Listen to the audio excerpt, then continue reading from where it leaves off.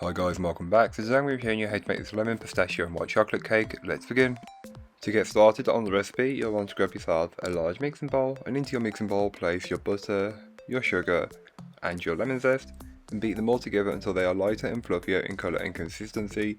For this amount of butter and sugar it will take me usually around 7 to 10 minutes, but feel free to alter that time. If you're in a warmer climate it may take less time.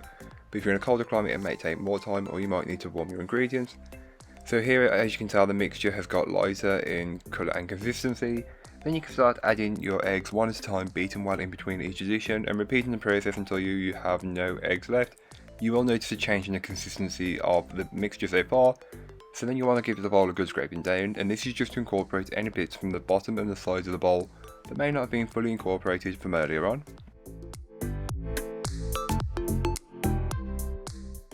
You can then go ahead and add in your dry ingredients, passing them through a sieve if you want to or feel the need to, and adding in your pistachios which have been ground into almost a fine powder, and mix on a medium speed until everything is well combined.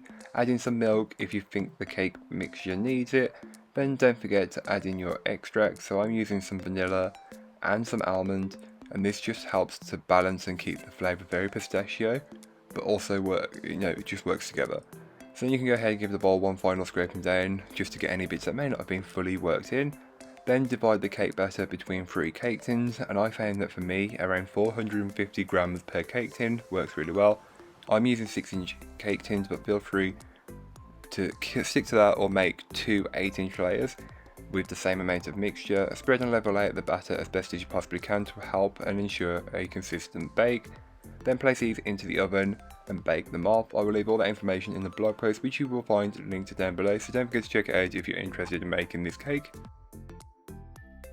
To make the buttercream, you'll want to take some white chocolate and melt it down, then allow it to cool, so set it aside until you need it. Into a saucepan place your sugar and water and mix the two together until they are combined. Then place on the hob over a medium-high heat and allow it to come to 121 degrees Celsius. Into a large mixing bowl place your egg yolks and your whole egg, and whisk on a high speed until the mixture is much lighter and fluffier in colour and consistency.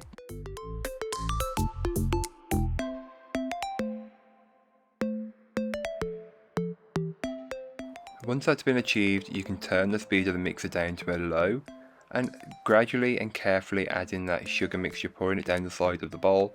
Being careful not to get this on your skin, as this will burn and possibly blister, so be extra precautious. Then just mix on a high speed and allow it to cool down so you can touch the bottom of the bowl with your hand. Once you can start adding your butter in chunks, and a small amount at a time, working it in until it's fully incorporated. And by the end your mixture should be thickened and be able to hold its shape, which is what you can see here. Then you can go ahead, stop the mixer and add in all of that white chocolate mixture. By now it should be pretty cool but not solid.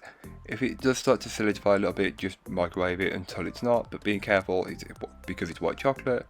Mix that on a medium-high speed until it's fully incorporated. So once your cakes are baked and fully cooled, you can level them off. So I'm just using the cake leveler to remove the dome top. And as you can tell, you've got a slightly green cake, and that's because of the pistachio. I like to simple syrup all of my cakes just to add moisture and extend the life of the cake so it doesn't dry out. But feel free to not do this. Then you can go ahead and assemble the cake. So I'm using a plate, but feel free to use a plate, board or stand, and place a blob of buttercream into the middle. Then place your first layer of cake on top and press it down to secure it in place. This will act as a glue. Top that first sponge with a ring of buttercream and then fill that with the same buttercream.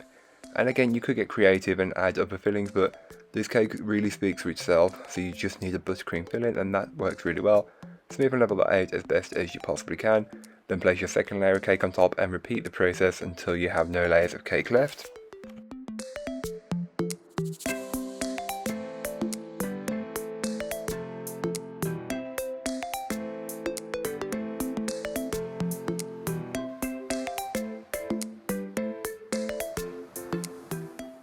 So then you can go ahead and give the cake its final coat of icing. I know most people like a crumb coat, but I don't really feel the need to, so I just pipe rings of buttercream around the outer edge, and as you can tell they're not perfect, and then pipe some on top. I like to start by spreading and leveling out the top. I know it's not the best place to start, but I really like to start there, so that's where I started. Then just smooth and scrape away the excess buttercream, and as you can tell there's still gaps and everything, but so you can fill those in with the remaining buttercream, and just repeat the process until you're happy with the smoothness of the cake and the perfection of the cake. It's really up to you. Nobody can decide that for you, so I like to get it as smooth as possible, but feel free to make it a little bit more rustic if you'd like.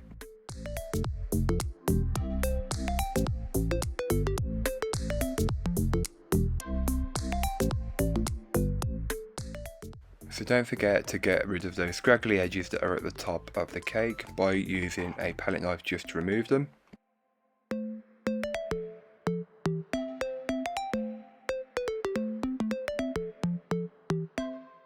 To add just a little bit more of that pistachio, I like to add a border of the chopped pistachios around the bottom edge of the cake, but feel free to leave this out, it's not necessary. But I really like to add it as it adds a bit more character, flavour and texture, so feel free to do whatever you'd like. Then you can do your drip. I'm just using some white chocolate spread, but feel free, if you don't have that, to make a white chocolate ganache. I haven't perfected a recipe yet, but when I do I will share that. Then fill the top in as well, as you don't want to any ugly edges, but then you can pipe your rosettes or your blobs on top and top those with a generous amount of chopped pistachios just to get more of that colour, as this cake is pretty bland in colour. Then in the centre I filled it with some white chocolate chips and topped each of the blobs with some lemon, and this is just perfect for me. Chilled it in the fridge, it makes it easier to cut and taste better, so feel free to just leave it out for about half an hour so it becomes to room temperature. Then cut yourself a slice, or cut everybody a slice, however many people there are. I've made 8 portions, but that is quite generous, so feel free to cut that in half and get 16 party portions. Here's what the cake looks like on the inside once it's finished.